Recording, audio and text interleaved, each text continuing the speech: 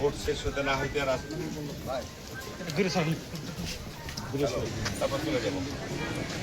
ঠিক আছে,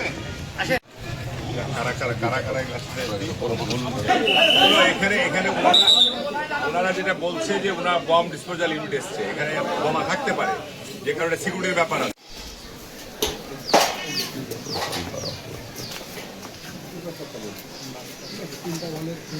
একটা আমার ইউনিয়নের রানিহাট ইউনিয়নের আমার রানিহাট ইউনিয়নের আমার ওখানে ও হচ্ছে বিডিআর ই করে ওর ভাগে।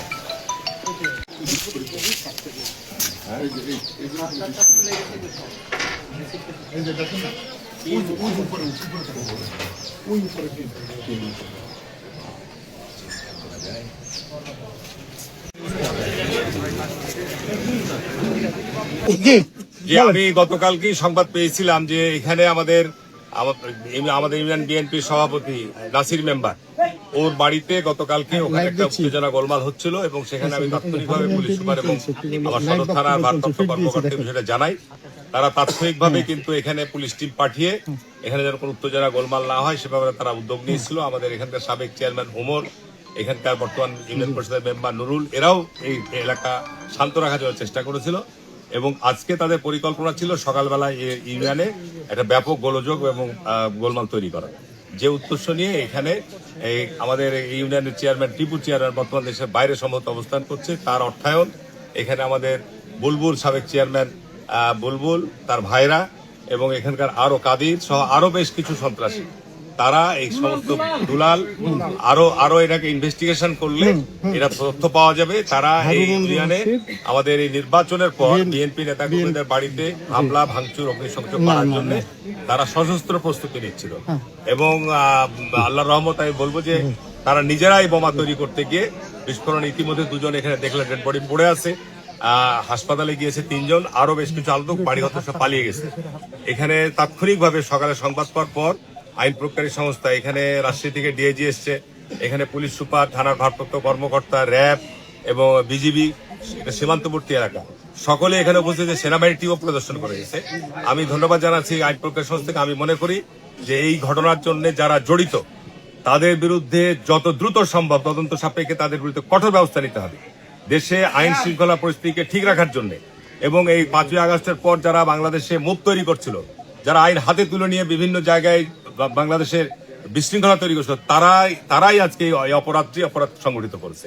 আমি অনুরোধ করব যে এখানে আইন প্রয়োগকারী সংস্থা এই ব্যাপারে আমি মনে করি যথেষ্ট তৎপর আছে এবং যত দ্রুত সম্ভব এই বাড়ির যারা মালিক, এই বাড়ির যারা আশ্রয় দিয়েছে তাদের কাছ থেকে তথ্য সংগ্রহ করলে কারাই ইন্ধনদাতা, কারাই অর্থ যোগানদাতা, সবকিছু তথ্য বেরিয়ে আসবে। আমরা চাই শান্তি, আমরা চাই সকল নাগরিক নিরাপত্তা। কোন অবস্থাতেই যারা নিরাপত্তা বিঘ্নিত করবে আমি আইন প্রয়োগকারী সংস্থা আহ্বান জানাবো যে আজকে দীর্ঘ 15-16 বছর পর দেশে একটা অবাধ সুষ্ঠু নিরপেক্ষ নির্বাচনের মধ্যে সরকার প্রতিষ্ঠিত হয়েছে।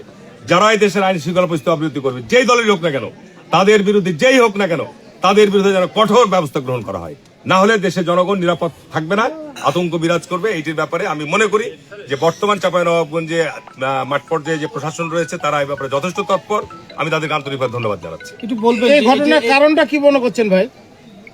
কারণ অন্য কিছু না, নির্বাচনে যারা ধানের শীষের পক্ষে কাজ করেছে তাদেরকে আক্রমণ করার জন্য, তাদের বাড়িঘরকে আক্রমণ করার জন্য তারা এই প্রস্তুতি নিচ্ছিল প্রতিহিংসামূলক হিসাবে, অন্য কিছু। এটি নির্বাচনের পরবর্তী সহিংসতা বাড়ানোর কি পরিকল্পনা এটাতে হয় কি না বলে মনে হচ্ছে আপনার কাছে? এই যে নির্বাচনের পরবর্তী সময় যে সহিংসতা, এই যে নির্বাচন পরবর্তী সহিংসতা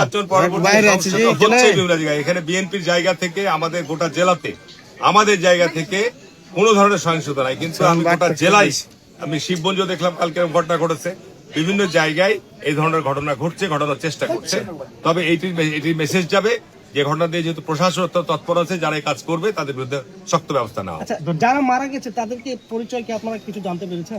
আমি একজনের কথা শুনেছি আমার ইউনিয়নের, আমি এখনো পরিচয় দুলালের ভাতিজা রানীহাট ইউনিয়নে, এখানকার একটা আর চরবাগডা দুলালের ভাতিজা, আর একটা আছে রানীহাট ইউনিয়ন আমাদের ইউনিয়নের।